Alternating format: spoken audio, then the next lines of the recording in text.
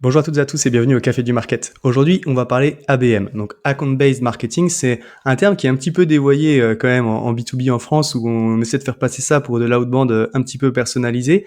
C'est évidemment un peu plus complexe que ça. Donc, l'idée de l'épisode d'aujourd'hui, c'est qu'on voit quand et pourquoi c'est pertinent de se lancer dans l'ABM, les prérequis à poser pour bien collaborer avec les sales avant de lancer des campagnes. Ensuite, on verra comment construire et lancer une campagne. Et enfin, comment la mesurer son impact dans le temps. Pour parler de ce sujet-là, je suis avec Julien Rio, qui est VP Marketing. Bonjour Julien. Bonjour Axel, merci beaucoup pour cette invitation et pour ce super sujet. Eh ben, écoute, c'est un plaisir. C'est vrai que c'est un sujet que j'ai assez peu abordé sur le podcast, donc c'est cool de pouvoir creuser un petit peu ça avec toi parce que justement, bah, on en parle régulièrement de l'ABM et je le disais un petit peu en introduction, mais c'est vrai que le terme, il est pas toujours bien employé ou en tout cas, on met pas forcément les bonnes choses derrière. Enfin, on aura l'occasion d'en parler et de rentrer dans le vif du sujet. Juste avant qu'on attaque vraiment le sujet d'aujourd'hui, est-ce que tu peux te présenter en quelques mots, s'il te plaît? Oui, avec grand plaisir. En quelques mots, j'ai un parcours un peu atypique, donc en quelques mots, c'est toujours un peu compliqué. J'ai commencé comme web dev. OK. J'ai pas commencé en marketing, j'ai commencé comme web dev. J'ai fait une dizaine d'années à Hong Kong avant de rentrer en France. J'ai été entrepreneur pendant 2 ans. J'ai lancé ma boîte que j'ai revendue avant de rentrer sur la mère patrie. J'ai été CMO de 2 startups. J'ai bossé dans des startups, des scale-up, des entreprises plus établies, plus larges également. Je suis aussi professeur de marketing et expérience client pour un master 2 à l'université Léonard de Vinci. Je suis auteur de 2 livres, un sur l'expérience client, un sur les salons et foires expo, et hôte de 2 podcasts, un sur l'expérience client et un sur les carrières marketing. Donc, je suis un hyperactif et un hyperactif qui aime bien toucher à tout et un passionné du marketing. Voilà, en quelques mots. Ouais, bah, écoute, j'allais dire, c'est effectivement, en quelques mots, c'est très riche. On pourrait rentrer dans différents niveaux de cette expérience parce que, je veux dire, à la fois entre la partie entrepreneuriat, qui est une super école de marketing au final, et puis après, même quand tu reviens en entreprise, pour comprendre aussi un petit peu les enjeux plus business et la position du patron, c'est pas mal de l'avoir vécu. Et puis après, C'est effectivement, alors moi, pour le voir avec le podcast, j'allais dire, entre podcast, 2 podcasts, plus des livres, c'est un travail quand même colossal en termes de création de contenu, quoi. Ah, le côté entrepreneur est génial parce que ça m'a forcé à sortir de ma bulle. Tu te rends compte que le marketing est incroyablement important, mais que ça ne fonctionne pas en silo. Ça, c'est une école. Tu peux pas la remplacer par autre chose. C'est une école incroyable pour se rendre compte à quel point le marketing doit bosser avec les autres départements. Et quand c'est toi qui portes toutes les casquettes, tu t'en rends compte plus que jamais. Et les podcasts, c'est fantastique parce que ça t'apprend à faire du contenu, à conduire une interview, ça t'apprend à faire un peu de design, à enregistrer une vidéo, enregistrer du son, à utiliser les outils, à faire de la publication sur LinkedIn, sur différentes plateformes. C'est aussi une école extraordinaire. Donc, moi, j'aime bien garder les mains dans le cambouis. T'as beau monter les grades du marketing, rester proche des outils et des vrais concepts. C'est quand même assez extraordinaire. On a une chance incroyable dans le marketing. Carrément, ouais. Ça permet de garder un petit peu les mains dedans et puis le contact avec ce qui se fait et comment on fait le travail vraiment, quoi. Exactement. Euh, Très cool. Bon, écoute, bon, on pourrait aborder tous ces sujets, mais en fait, on est là quand même pour parler d'ABM. C'est le sujet qu'on a choisi tous les deux aujourd'hui. Donc, encore une fois, je vais revenir un petit peu sur ce que je disais autour du concept, qui est pas toujours forcément employé dans le bon contexte. Euh, L'idée, du coup, peut-être pour commencer, ce serait, est-ce que tu peux revenir sur la définition, on va dire, de ce que tu appelles ABM, et puis surtout, pourquoi c'est intéressant et dans quel cas c'est pertinent? Oups, j'interromps ton épisode 2 secondes pour te parler d'un de mes partenaires qui me permet de te proposer tout ce contenu gratuitement. Ce partenaire, c'est Hirondo. Quand on est une startup ou une scale-up ou même une PME un peu plus tradie, il y a des jalons qu'il ne faut pas rater. Structurer la fonction marketing, recruter les bons profils, ouvrir un nouveau marché ou même un nouveau canal d'acquisition. Autant de sujets où l'expertise et l'expérience de marketeur senior a un impact considérable pour éviter de faire des erreurs. Oui, mais voilà, on n'a pas toujours la ressource adéquate dans son équipe ou même les moyens de la recruter. C'est à ce besoin que répond Hirondo. Hirondo, c'est un collectif de marketeurs seniors qui est présent à Nantes ou à Paris, qui est capable d'intervenir en stratégie comme en exécution à 3 niveaux. La stratégie, comme je le disais, sous forme d'audit, de conseil, de mentoring, etc. La direction marketing externalisée, pour avoir un renfort senior sur une période de transition, comme un congé maternité. L'exécution, pour une activation opérationnelle spécialisée sur un sujet. Il y a plusieurs de ces experts que tu as certainement déjà entendus sur le podcast et ils sont intervenus auprès de boîtes comme Comet, Payplug, Welcome to the Jungle. Donc si tu as un de ces besoins, je t'invite à aller voir ce qu'ils font sur irondo.co. Et maintenant, retour à l'épisode. Alors, avant de te dire ce que c'est que l'ABM, je vais déjà te dire ce que c'est pas l'ABM. Moi, j'ai un bon collègue à moi qui aime bien présenter l'ABM avec une pyramide à 3 niveaux. La base, c'est ce qu'on appelle le one-to-many, le milieu, c'est ce qu'on appelle le one-to-few, et le top, c'est ce qu'on appelle le one-to-one. One-to-many, c'est une campagne où on attaque un ICP, Ideal Customer Profile, Customer idéal, sur différentes verticales, etc. Ça, c'est une campagne, c'est pas de l'ABM. Ensuite, il y a le one to few, c'est on va se concentrer sur une industrie en particulier, on va se concentrer sur une verticale, c'est toujours pas de l'ABM, c'est une campagne spécialisée. Après, t'en parlais en intro, il y a ce qu'on appelle le customized outbound, je vais envoyer des emails un peu personnalisés avec 2-3 infos, bah, c'est du customized outbound, c'est pas de l'ABM. ABM, tu le disais, c'est account-based marketing, donc c'est du marketing basé sur un compte en particulier, donc c'est au niveau du compte qu'on se concentre. C'est très très spécifique et c'est ça l'ABM, c'est je vais lancer une campagne spécifique pour un compte. Alors après on va pas le faire pour un seul compte, on va le faire sur plusieurs comptes, mais on va avoir des campagnes uniques, dédiées, spécifiques à chacun des comptes, et c'est ça l'ABM. Et pourquoi tout le monde en parle? Parce que c'est un peu le fantasme l'ABM, c'est on rentre dans un niveau de marketing qui est super personnalisé. Mais en réalité, il y a très peu de monde qui le fait. Pourquoi? Parce que c'est pas fait pour tout. C'est-à-dire, c'est rarement fait pour du B2C, à moins d'être dans une niche super spécifique où on travaille, je sais pas moi, avec les milliardaires et en fait on a 80 Très peu de comptes dans le comptes, monde ouais. entier.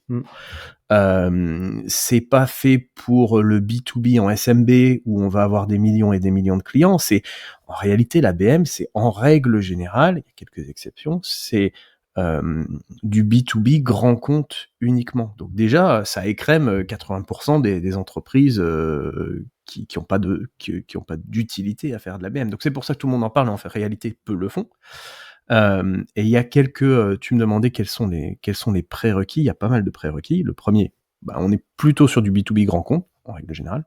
Le deuxième, c'est il y a un prérequis de temps.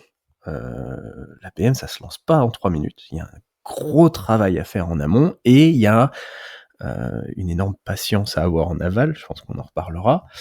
Il faut déjà avoir quelques campagnes. En général, tu te lances pas dans de l'ABM quand tu viens de lancer ta boîte, que tu lances ta première campagne, tu commences pas par de l'ABM. C'est plutôt la cerise sur le gâteau qui vient compléter une stratégie déjà éprouvée et fonctionnelle. T'as un prérequis côté commercial. Il faut avoir des sales collaboratifs qui ont envie de bosser avec toi. Et je pense que t'en parles pas mal. Toutes les boîtes n'ont pas une fantastique collaboration alignement sales marketing, et pourtant c'est essentiel. Et puis, le petit dernier prérequis, mais sans lequel on peut rien faire, c'est la confiance du PDG. Il faut un PDG qui comprenne ce que c'est que l'ABM et qui a envie de t'accompagner, de te faire confiance sur ce projet. Ça fait quand même pas mal de prérequis sur une stratégie assez niche, d'où le fait que beaucoup en parlent et peu le fassent réellement. Ok. Ouais, donc si on reprend un petit peu ce que tu as dit au final sur le contexte, en fait, il y a cette question de volume adressable, enfin c'est le TAM, on va dire le marché adressable, où en fait, effectivement, donc le one to many, donc là, c'est qu'effectivement, on a une grosse cible, et donc on va parler à plein de monde, donc on est assez peu personnalisé. Tu as dit le one to few, donc là, on rentre dans la verticale, donc on est dans quelques centaines, quelques milliers, éventuellement un millier de comptes, enfin de cibles. Et puis après, effectivement, le one-to-one, donc là, tu l'as dit, c'est plutôt du grand compte. C'est là-dedans qu'on va rentrer vraiment dans de l'ABN, dans de l'ABM, et donc dans les prérequis, tu l'as dit, patience, collaboration avec les sales, adhésion du PDG, parce que c'est effectivement quelque chose qui demande du temps. Ça va demander aussi potentiellement d'avoir un panier moyen assez élevé, j'imagine, par rapport aux investissements que tu es capable de mettre dans des campagnes aussi personnalisées. Alors c'est pour ça que c'est principalement du très grand compte, parce que tu ne le fais, vu que ça prend beaucoup de temps à mettre en place, tu vas pas le faire pour 2000 comptes, tu vas le faire pour quelques comptes bien choisis, et par conséquent, il faut que le ROI soit cohérent, donc il faut que tu rentres dans tes frais. Donc quand tu le fais avec un très grand compte, ça dépend de la boîte évidemment, mais disons que si ça va te coûter quelques milliers d'euros, mais que ça peut potentiellement te rapporter 1 à plusieurs millions, faut y aller. Si tu le fais sur du SMB, que tu vas mettre un temps pas possible pour récupérer 30 € à la fin du mois, ça n'a pas de sens. Donc, il y a ce côté grand compte qui est essentiel, il y a le côté temps dont tu as parlé, le côté sales collaboratif, la confiance du PDG, tout ça, c'est absolument essentiel. Et puis, je disais tout à l'heure, il y a aussi le fait d'avoir déjà un peu de contenu, d'avoir déjà fait des campagnes, d'avoir compris son marché, en fait. Ça, c'est essentiel d'avoir compris son marché. Et juste pour reprendre ce que tu disais, le one to few, ça peut être que quelques boîtes. Tu peux faire du one to few sur 5 entreprises. Et pourtant, pour moi, c'est toujours pas de l'ABM. L'ABM, c'est vraiment au niveau du compte. Ça veut dire que tu vas avoir quelque chose d'unique pour ce compte-là. Unique, ça veut pas dire que c'est pas réutilisable. C'est-à-dire, il y a peut-être 30% qui est unique et puis 70% qui est un socle commun, parce que finalement, à quel point tu es différent de ton plus gros concurrent. On a énormément de choses en commun avec nos concurrents, mais on a une ADN qui est spécifique. Donc, l'ABM, c'est quelque chose qui est vraiment unique, mais peut-être avec un socle commun, mais ça se différencie quand même du one to few. Même si tu fais du one to few sur quelques boîtes, c'est pas de l'ABM. Ouais, effectivement, c'est ce que tu dis, c'est que par rapport à la personnalisation dans laquelle tu vas rentrer aussi, c'est que potentiellement tu vas avoir une personnalisation par verticale, donc tu vas prendre des cas d'usage qui sont, je sais pas, dans le secteur de la santé, donc tu prends des cas d'usage santé, des références santé dans tes contenus et tout, donc là tu vas personnaliser ta campagne par rapport à ça, alors que sur de l'ABM vraiment compte par contre, tu vois, je repense à un épisode que j'avais écouté, mais tu vois, il m'a marqué parce que j'y reviens souvent, ça devait être il y a 5 ans, je crois, c'était sur Growth Makers, c'était Célia Poncelin qui était chez Euritech à l'époque, tu vois, donc je m'en rappelle bien, où elle racontait justement campagne ABM, où donc ils vendaient un logiciel un peu d'analyse tendance mode, tu vois, pour du retail.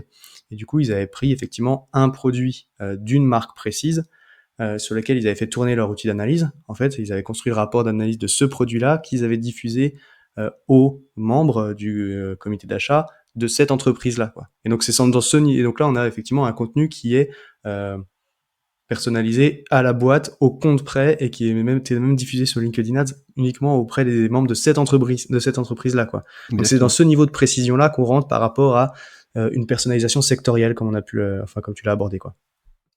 Exactement. Et c'est là que ça fait toute la différence. C'est-à-dire que, et c'est pour ça que je disais que c'est bien de commencer avec déjà des campagnes existantes. C'est bien si tu fais déjà du one to few, parce que tu as une base. Donc dans l'exemple que tu donnes, si je m'attaque au marché du retail, et que j'ai déjà des campagnes one to few qui se concentrent sur le retail, j'ai déjà une base. C'est-à-dire que je connais déjà leurs enjeux. La plupart des entreprises de la même industrie vont avoir des enjeux communs. Je connais leur jargon.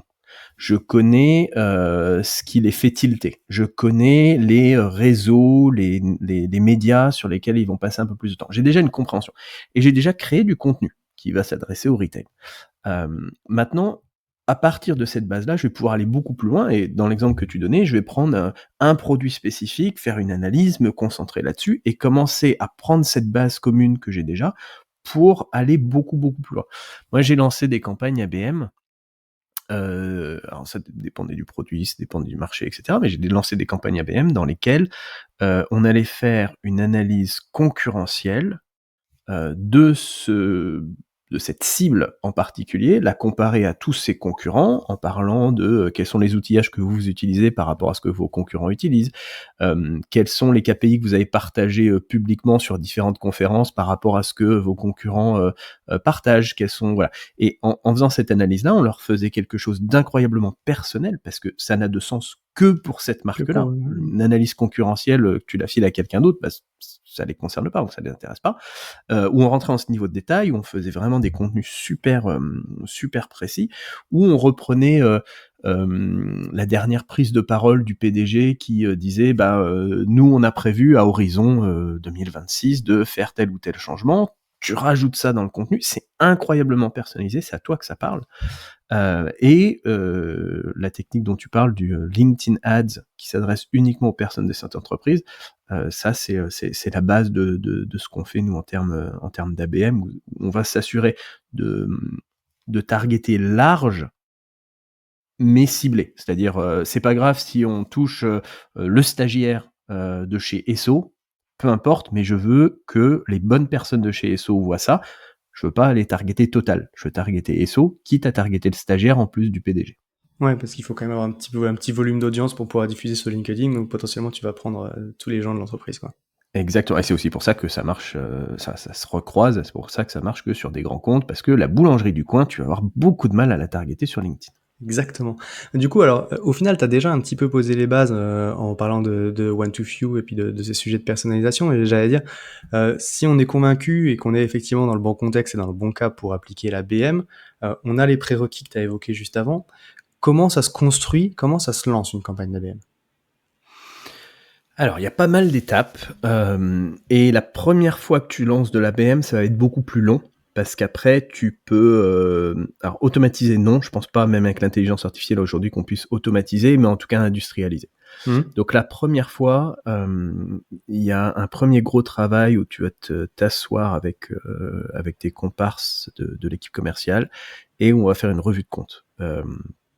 On va déjà se mettre d'accord sur une verticale. C'est bien de commencer par une verticale. Pourquoi? Parce que les 10 premiers comptes que tu vas faire, ils vont avoir 50, 60, 70% de leur ADN commun.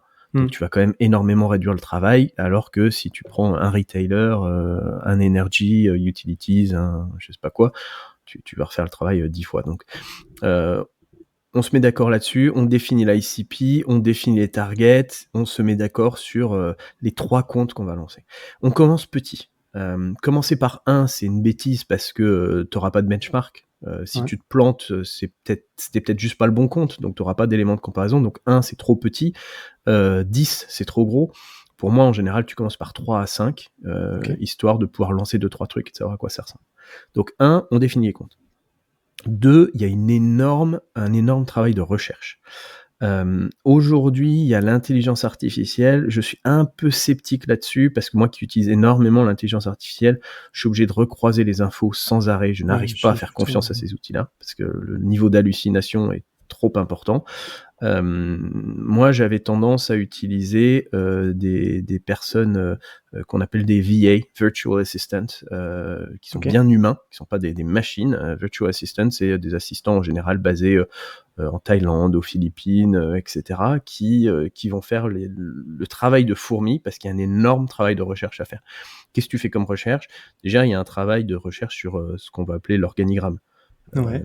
qui sont toutes les personnes dans la boîte que je vais devoir arroser. Les decision makers, les décideurs évidemment, mais aussi leurs assistants, aussi leur N-1, tous les influenceurs, toutes les personnes qui doivent avoir entendu parler de toi, et pas que les décideurs, tous les influenceurs. Faut les trouver, faut les mapper, faut trouver leurs contacts, ce qui n'est pas Mmh. toujours facile et évident. Ensuite, il y a énormément de recherches à faire sur l'entreprise en elle-même. C'est quoi la vision de la boîte? Quelles sont leurs dernières annonces? Quelles sont leurs croyances? Quel est leur tech stack? Enfin voilà, tout ce que tu peux trouver qui soit public, et pas que sur le site web. Tu vas bien au-delà du site web. Tu refais tous les profils LinkedIn de toutes les personnes que tu as targetées. Tu regardes les médias, tu regardes les conférences, tu regardes les vidéos YouTube. Il y a énormément de travail. Et puis après, il y a une recherche de concurrents. Ça, c'est un truc que je fais beaucoup parce que je trouve que parler de leurs Ouais. concurrents à tes targets, on a tous un petit ego Ça et joue un on est peu, ouais. tous curieux de ce que font les autres. Donc, si tu arrives à parler de leurs concurrents, ça peut te donner une porte d'entrée supplémentaire. Et ça, c'est un travail de fourmi. Ça se fait pas en 3 minutes et c'est pas juste un prompt sur ChatGPT. Une fois que tu as ça, ça c'est l'étape 2. Étape 3, il y a, pour moi, il faut vraiment un campaign manager, c'est-à-dire un architecte de campagne. Parce qu'il va falloir réfléchir en architecture de campagne. C'est quoi mon tofu? C'est quoi mon bofu? Donc le top of funnel, c'est quoi mon bottom of funnel, éventuellement mon mid of funnel? À quoi ressemble mon flow? Quels sont les canaux que je vais utiliser? Ça c'est la bête noire de l'ABM. C'est pas facile de trouver des canaux ABM parce que de l'hyper-targeting dans le digital, on en parle, il y a très, très peu d'entreprises qui le font correctement. Tu as mentionné LinkedIn, c'est l'un des rares. À quoi va ressembler ma landing page? À quoi vont ressembler mes... Voilà. En gros, c'est quoi l'architecture de ma campagne? Étape 4, on rentre dans la création de contenu. Donc, regardons déjà ce qu'on a, qui existe, qu'on va pouvoir décliner plutôt que de partir de zéro. Et puis, on va certainement, de toute façon, devoir créer des choses nouvelles. Quel type de contenu? Est-ce que c'est du white paper? Est-ce que c'est de l'e-book? Est-ce que c'est de la vidéo? Est-ce que c'est des articles? Enfin, voilà. Et là, on va croiser toutes les recherches qu'on a fait avec les contenus qu'on a. Il va falloir tout customiser. C'est-à-dire, c'est aussi bien ton white paper que ton email d'approche, que ton script, que ta vidéo. Tout est personnalisé. Nous, on allait jusqu'à travailler avec nos BDR pour faire des vidéos d'outreach personnalisées. Chaque vidéo était unique pour le compte et pour la target au sein du compte. Donc c'est vraiment et pas juste en utilisant le prénom de la personne, en ayant des infos, en rebondissant sur des choses que la personne a dit publiquement. Étape 5, c'est le lancement. À un moment, faut se lancer. Et puis étape 6, c'est du monitoring, des changements, des mises à jour, etc. La première fois que tu le fais, c'est un énorme travail. Et puis après, tu commences à savoir comment faire tes recherches, comment architecturer ta campagne, comment créer tes contenus. Donc, tu es de plus en plus rapide, tu peux lancer de plus en plus de comptes. Pour moi, c'est un travail trimestriel. Tu lances quelque chose aujourd'hui, ça va te prendre 3 mois. Le quarter suivant, tu relances 3 comptes supplémentaires, puis peut-être 5 le suivant, etc. Mais c'est énormément de boulot. Ok, ok, super. Et dans les canaux, dans les contenus que tu utilises, est-ce que tu as deux trois coups d'éclat? Enfin, là tu parlais évidemment de vidéos. Je me rappelle dans un précédent épisode, j'avais une invitée qui a raconté que tu vois, ils étaient rentrés, enfin vraiment pour déclencher au final un échange qui est sur un persona qu'ils avaient beaucoup de mal à avoir dans le comité d'achat. Ils avaient donc ils avaient vu sur les réseaux sociaux que c'était quelqu'un qui faisait du marathon, tu vois, et du coup ils avaient fini par lui faire une petite poupée, tu sais, un peu à son effigie avec le dossard du marathon en question, en mode félicitations, tu vois, pour l'achievement et tout. Et donc c'était cadeau ultra personnel, tu vois, c'est un petit peu le cadeau pour finalement retenir l'attention. Ou alors ils avaient organisé un escape game aussi avec les membres du comité d'achat, tu vois, qu'ils avaient réussi à inviter pour passer une soirée, machin. Il y a des choses comme ça un petit peu. Enfin, évidemment, il y a le LinkedIn Ad, tu vois, avec du contenu que tu auras créé, e-book, études et tout. Euh, Ça mêle aussi un petit peu outbound et inbound au final, parce qu'il y a le contenu, il y a de l'outreach, il y a de l'emailing, il y a des calls qui doivent être déclenchés par des sales peut-être à un moment donné. Euh, voilà, bon bref, je suis parti un peu dans tous les sens. Je sais pas ce que ça t'inspire. Alors en fait, on peut parler des deux extrêmes. On a eu des coups d'éclat et des flops avec des trucs un peu hors normes, et on a eu des coups d'éclat et des flops avec des trucs un peu standards. En LinkedIn Ads, pardon, en flop, ça nous est arrivé 2-3 fois. Tu fais des pubs que seule ta target va voir. D'ailleurs, on le disait tout à l'heure, hein, peu importe, du stagiaire jusqu'au PDG, tout le monde va voir tes pubs. Génial. On s'est fait rattraper 2-3 fois par le département légal de nos, espérons-le, futurs clients, nous disant, mais attendez les gars, vous n'avez pas le droit d'utiliser notre logo. Alors on essaie d'expliquer, mais en fait on l'utilise pas publiquement, il y a que vous qui le voyez. Mais bon, de toute façon, le département légal, en général, ils aiment pas beaucoup. On n'explique pas. Une fois, ça nous a bien réussi parce que ça a été notre porte d'entrée. C'est le département légal qui dit, oh mais c'est génial votre approche, attendez, je vous mets en contact. Et puis 2-3 fois, on a juste dû complètement changer la campagne et arrêter les LinkedIn Ads sous peine de se retrouver. Tu veux pas commencer ta relation avec un client par un procès. C'est pas dommage. la porte d'entrée. Donc on a eu des beaux succès, puis on a eu des flops là-dessus. Un truc un peu plus différent, on n'a pas été jusqu'à l'escape game. Je t'avoue qu'organiser de l'IBM, c'est déjà bien compliqué. Si en plus faut faire un escape game à chaque fois, ça devient encore plus compliqué. Par contre, on a repéré que telle ou telle personne allait parler à tel ou tel event. On envoie des gens avec déjà des infos, des trucs personnalisés pour venir leur adresser la parole, se rendre sur la conférence, écouter la conférence, rebondir dessus et lancer la conversation complètement offline. Okay. On a déjà créé des documentations au format flyer ou même au format petite carte vidéo, tu sais, avec un écran LCD intégré dedans qui joue une vidéo dès que tu ouvres la carte. Super personnalisé aux couleurs, au design. Je me souviens en Angleterre, on avait fait un truc, c'était pour une grande chaîne de hair salon salon de coiffure. De salon de coiffure, merci, où on avait customisé le truc avec le miroir avec les petites lumières autour, les ciseaux, les sèche-cheveux. On avait customisé tout ça dans une boîte coffret cadeau qui était aux couleurs de la boîte. Tu peux pas l'ignorer. Alors ça marche pas, mais tu peux pas l'ignorer. Bon, là en l'occurrence, de mémoire, ça n'avait pas marché. Ça avait lancé la conversation, mais ça nous avait pas permis de signer le deal pour autant. De toute façon, c'est pas grâce à ça que tu signes le deal. Le but, c'est de retenir l'attention pour pouvoir ouvrir la discussion, quoi. Et c'est pour ça que c'est incroyablement important d'être multicanal. C'est-à-dire que LinkedIn, ça ne marche pas. Il faut que tu aies du LinkedIn. Il faut que tu aies des événements. Il faut que tu aies des tables rondes. Il faut que tu aies des emails. Il faut que tu aies... maintenant, je le fais plus, mais à un moment sur Twitter, avant que ça devienne X, les petits messages personnalisés. Il y a de moins en moins de monde, je trouve, sur Twitter, c'est plus compliqué de faire de l'approche. Mais vu que c'était un canal très personnel à un moment, même plus que LinkedIn, c'était un super canal d'approche. Voilà, faut mixer tous les canaux. Parce que tu le sais, c'est après avoir vu la même pub 7 fois que ça commence doucement à rentrer. C'est après avoir attaqué les mêmes comptes 7, 10, 20 fois que ça commence à rentrer. C'est pour ça que moi j'aime beaucoup dans l'architecture qu'on ait une landing page. Pour que tout soit regroupé, que ce soit un point final, que tout se dirige vers cet endroit-là. C'est là qu'on va voir tous nos contenus.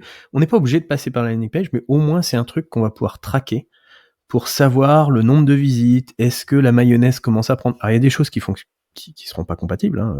Se rendre à une conférence, ta landing page, Pas de landing page, d'accord. elle est hors process. Mais je trouve que dans l'architecture, c'est important d'avoir un espèce de point central qui regroupe un maximum de choses. Et la landing page super customisée, qui est pas forcément tant aux couleurs de ta boîte, mais qui est plus aux couleurs de la boîte de ton client, je trouve que c'est un bon élément d'architecture à mettre en place.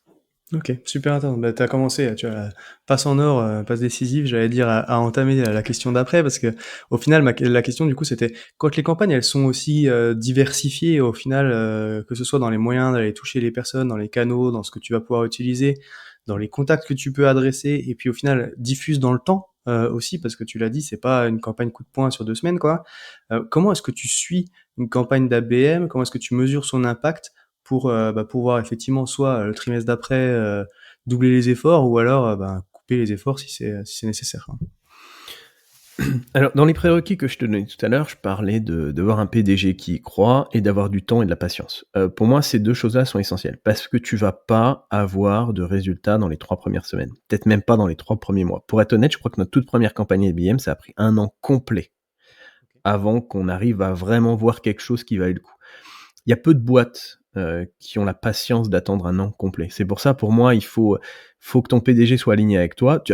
On va parler dans une seconde des KPI, il y a des choses que tu peux traquer, mais tu vas pas forcément avoir des résultats. Tu auras peut-être un coup de bol, mais à mon avis, tu n'auras pas des résultats extraordinaires dans les 3 premiers mois. Donc si tu n'as pas cette patience, si au bout de 3 mois tu te dis ça marche pas, j'abandonne, te lance pas. Gagne 3 mois de ta vie, les gâche pas comme ça. Cependant, si tu es prêt à tenir le long terme, il y a 2 types de signaux qui sont intéressants à traquer. Le premier, c'est ce qu'on va appeler les signaux faibles. Signaux faibles, c'est quoi? C'est pour ça que j'aime bien avoir une landing page. Le nombre de visites, le nombre de téléchargements, le nombre d'engagements cités sur LinkedIn, etc. Ça, ce sont des signaux faibles qui montrent qu'il y a un intérêt. Ça va pas se transformer, mais au moins tu sais que tu es sur la bonne piste parce qu'il se passe quelque chose. Donc une landing page des campagnes LinkedIn, c'est super parce que ça te donne de la data que tu n'auras pas forcément ailleurs. Tu peux renforcer ces signaux faibles avec des discussions que tu as eues sur des salons, des conférences, etc., qui sont plus du déclaratif que du tracking, mais ça te permet, lors de tes réunions hebdo ou mensuelles avec tes commerciaux, de faire le point sur quels sont les comptes qui semblent partir dans la bonne direction. Puis après, tu as les signaux forts. Les signaux forts, c'est une réponse à un email, quelqu'un qui répond au téléphone, un meeting qui est organisé. Là, on est sur du signal fort parce que, de toute évidence, ce sont des gens qui sont prêts à passer au cran suivant et à commencer les discussions. Ces signaux faibles et ces signaux forts, au début, quand tu lances 3-6 comptes, ils n'ont pas tant d'importance que ça. Par contre, quand tu commences à avoir 20 comptes, ces signaux-là vont définir sur quoi on se concentre. Quels sont les comptes sur lesquels on va aller plus fort et quels sont les comptes qu'on va laisser tourner gentiment parce que finalement, ça coûte rien l'IBM. Ça coûte énormément de temps, mais en budget, pas tant que ça parce qu'une fois que c'est lancé, une LinkedIn ad que tu lances sur un groupe, tu es à quelques dizaines, quelques centaines d'euros au maximum si c'est par mois, si c'est un très grand groupe mondial, mais ça va être tout petit comme budget. Donc une fois que tout a été créé, que le gros du travail est fait, tu peux laisser tourner. Par contre, tu en as sur lesquels tu vas attaquer plus fort parce qu'il y a des signaux qui te disent que c'est Cumul, ouais. que c'est la bonne boîte, c'est le bon compte, c'est le bon moment. Tu vas peut-être pouvoir envoyer plus d'emails, élargir ta target, etc. Puis tu en as d'autres, la mayonnaise prend pas encore, on les laisse tourner gentiment derrière et on se concentre sur les autres. Pour moi, c'est comme ça que ça marche l'IBM. Il faut pas se donner une target il faut impérativement que j'ai un meeting au bout de 8 semaines, sinon je laisse tomber le compte. C'est du long terme, c'est un marathon l'IBM. Ouais, puis tu l'as dit, en plus, quand tu lances sur le premier trimestre de 3 à 5 comptes, potentiellement, je sais pas, tu vends du logiciel, il y a des périodes de renouvellement, il suffit que tu tombes, ils ont signé il y a 6 mois un contrat de 3 ans, ouais, bah, de toute façon, tu n'auras pas ton meeting, quoi. Donc, Exactement. Et c'est clair que c'est le but du jeu, c'est d'être top of mind. C'est quand ils vont être prêts, ils vont penser à toi parce ils te voient toute la journée. Donc à un moment, ils peuvent pas penser à quelqu'un d'autre, ils vont mmh. penser à toi. Mais c'est pas du court terme parce que il y a des périodes de renouvellement, il y a les timings qui sont pas les mêmes pour toutes les boîtes. OK, super intéressant. Très cool. Écoute, merci pour tout ce partage et puis j'allais dire, c'est vrai que sur le podcast, on parle beaucoup de bonnes pratiques et tout, donc là, même si tu as partagé aussi un peu des flops, donc c'est déjà intéressant. J'aime bien conclure, tu vois, toujours un petit peu, en rappelant que le marketing, c'est pas tout rose, et puis on a tous un peu nos challenges et nos galères. Du coup, rapidement, c'est quoi tes challenges du moment? Même un peu en dehors de l'ABM, hein, pas forcément liés, mais les sujets qui te Alors, préoccupent au market? en dehors de, en fait, ils sont tous liés de loin à l'IBM. Premier, je dirais que c'est l'utilisation de l'intelligence artificielle. Tout le monde en parle, c'est excitant, c'est nouveau, c'est génial. Moi, je l'utilise énormément cet outil. Mais je suis incroyablement sceptique. Je parlais des hallucinations tout à l'heure. Je pense qu'on l'utilise très mal. Je pense que c'est un outil extraordinaire pour automatiser. Il faut pas que ça devienne un outil qui réfléchisse à notre place, parce que ça dit trop de conneries. Et que ça recycle. L'intelligence artificielle, c'est basé sur un système de recyclage. Donc, tu peux difficilement être original en recyclant constamment les idées des autres. Donc, pour moi, c'est comment est-ce qu'on augmente sa productivité en utilisant ces outils-là sans massacrer sa qualité. Comment est-ce qu'on met nos talents en avant en leur donnant des outils. Et ça, je pense que personne n'a craqué le code. Moi, je m'y attaque à ce sujet-là au quotidien. C'est un vrai enjeu. Deuxième enjeu 2025, 2024, certainement 2026, c'est comment on fait mieux avec moins. Entre les crises financières et l'intelligence artificielle, tous les PDG et CFO se sont dit, bon, on peut peut-être réduire les effectifs et augmenter les PPG. targets. Ouais. Donc il faut faire mieux avec moins. Ça rejoint le sujet de l'IA, ça rejoint le sujet de l'ABM. C'est un vrai sujet pour tous les CMO, tous les VP marketing. Puis peut-être le petit dernier, c'est l'importance d'être top of mind et du branding dans le contexte de l'IBM et dans le contexte du marketing en règle générale. Quand tu commences à réduire les budgets, l'une des premières choses qui disparaît, c'est le fait de se concentrer sur son image de marque. On veut du lead gen, on veut des quick wins, on veut du revenu immédiat. Et on a tendance à laisser tomber la vision long terme. Pour moi, c'est une connerie, malheureusement, parce que l'image de marque, c'est essentiel de se concentrer dessus. Ça devrait représenter quasiment 50% de tes efforts. Si tu connais la règle du 95-5, 95% de tes clients sont pas prêts à acheter aujourd'hui. Tu as besoin de t'occuper d'eux, tu peux pas t'occuper que de tes 5%. Et c'est vraiment difficile à faire au quotidien, et c'est un vrai challenge, et c'est essentiel. Très cool. Écoute, il y a pas mal de choses effectivement qui parleront aux marketeurs vu ce qui me remonte souvent au micro. J'allais dire, bon, bah, pour conclure vraiment cette fois autour de notre sujet du jour, si on devait résumer notre échange pour des marketeurs qui envisagent effectivement de se lancer dans la BM, il y a des éléments sur lesquels tu es revenu un petit peu de façon récurrente, donc j'imagine qu'on a un petit peu une idée déjà de la réponse, mais c'est quoi le conseil que tu voudrais retenir de ce qu'on s'est dit? L'ABM, c'est un marathon. Si tu veux faire un sprint, va mettre de l'argent sur du SEM. SEM, tu as des résultats rapides. ABM, c'est pas rapide. Par contre, si tu veux la poule aux œufs d'or, si tu veux choper ce contrat à 2 millions, tu l'auras pas avec une pub SEM que tu feras tourner face à tes concurrents. L'ABM, c'est la stratégie pour les grands comptes. Donc, assure-toi que c'est bien ce qu'il te faut. Et si c'est bien ce qu'il te faut, assure-toi d'avoir les prérequis, dont la patience et la confiance de ton PDG. C'est un marathon. OK, bah, écoute, encore une fois, très cool. Merci pour tout ça, c'était super intéressant, Julien. S'il y a des petites questions pour toi, on peut te retrouver, bah, sur LinkedIn ou ailleurs, enfin, tu dit qu'il y a des podcasts aussi, on pourra éventuellement mettre les liens. Sur mes podcasts, sur LinkedIn, sur mon site web, avec grand plaisir pour discuter, échanger. Surtout un grand merci à toi pour l'invitation et pour cette discussion passionnante. Eh ben, écoute, c'était, un plaisir partagé alors, tant mieux, bah, maintenant il me reste plus qu'à te souhaiter une bonne journée du coup. Et ben pareil pour toi, et à très bientôt, j'espère. Merci Axel. Salut.